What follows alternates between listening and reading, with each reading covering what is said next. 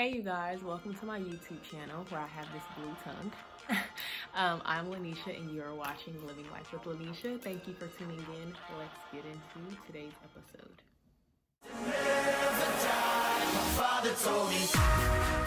Okay, so first things first, what I have learned about being in quarantine is having a routine is expensive, right? Just commuting to and from work and all the meetings and all the social activities that I was engaged in before quarantine, I was probably filling up my tank about three times in 1 week. That's just routinely. In quarantine, I think I have filled up maybe 4 times in 2 months. Huge difference, right? So routine is expensive.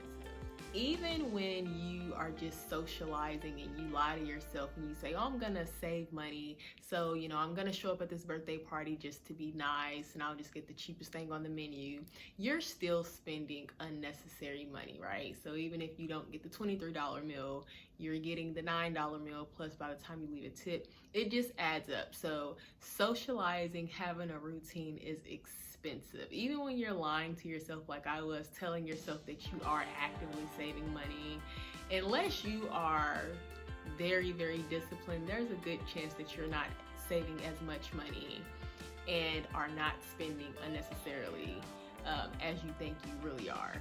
So yeah, I've definitely learned that there are some real cuts that I can make in my budget. So that's first things.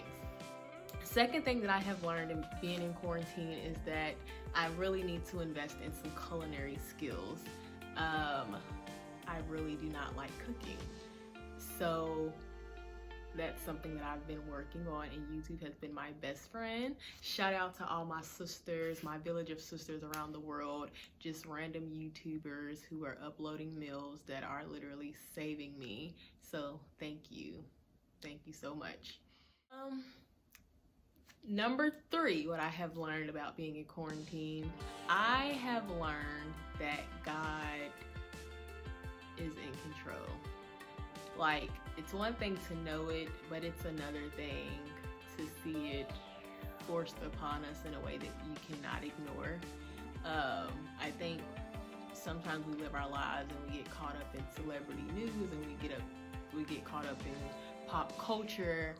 But I feel like God has just shown everyone that He can stop however we expected things to be. He can stop everything. He'll knock this whole thing over. Knock this whole thing over. Knock this whole thing over. Knock this whole thing over. So that's what I've learned being in quarantine is God is in control. If you were ever wondering, or if you needed reassurance, needed a reminder, needed confirmation, here it is. God is in control of all things. It doesn't matter who's the who's of the Whoville. God is in control. Number 4, what I have realized being in quarantine, a lot of the things in society, a lot of the structures, they're really unnecessary. There are a lot of phone calls that could have been emails. There are a lot of meetings that could have just been emails.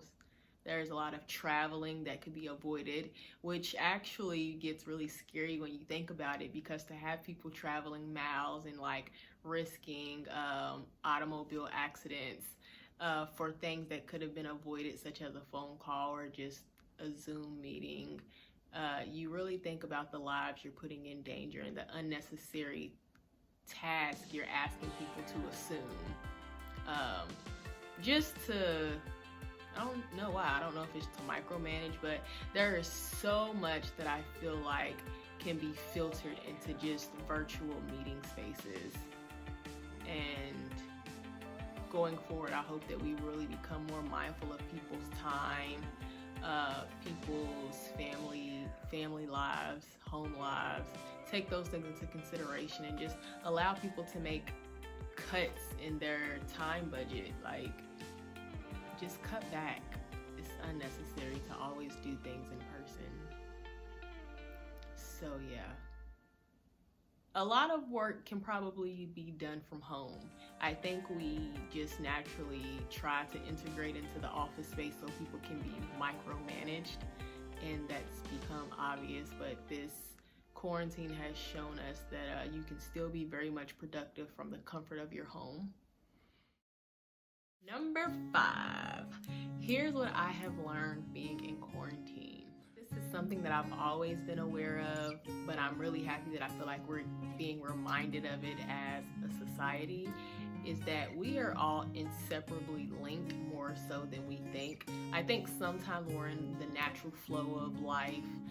I think sometimes we begin to believe that we live in these inviolable spheres, and we think our life is just our life and it doesn't affect anybody else, and you know what that person eats doesn't go through your digestive system or whatever. But the truth is, what affects one has the power to affect us all, and I think this virus has shown us this. Something that started halfway across the world has traveled so quickly like wildfire around the world, affecting so many people down to the smallest details of their lives.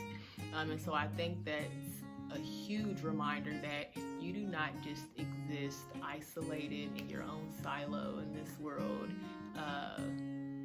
You have to have the type of compassion for your neighbor, no matter how near or far they may be, and treat them as if their worries or concerns are yours. And so I think it's taught us to act, or it should have taught us to act with much more compassion in the way that we lead our own lives.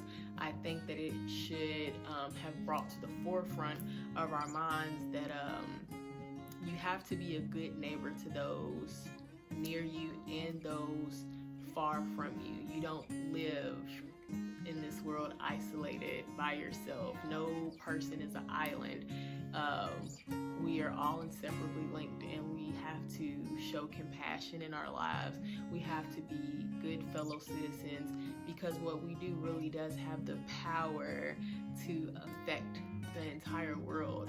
And it's crazy to think of that, right, in a grand act, but one person just not being mindful could have such a devastating effect on so many other people. And so I think that's what this virus has highlighted for us, is that this is about being mindful, it's about being compassionate, and it's about really doing into others what you would want them to do into you, which was the importance of staying home if you felt sick, social distancing. Those are probably the top 5 things that I got out of this quarantine. Definitely always want to pay honor and respect that is due to all those who are responding on the front lines of this virus, this global pandemic. You have people traveling from cities to go and aid in other cities where the surge is much greater.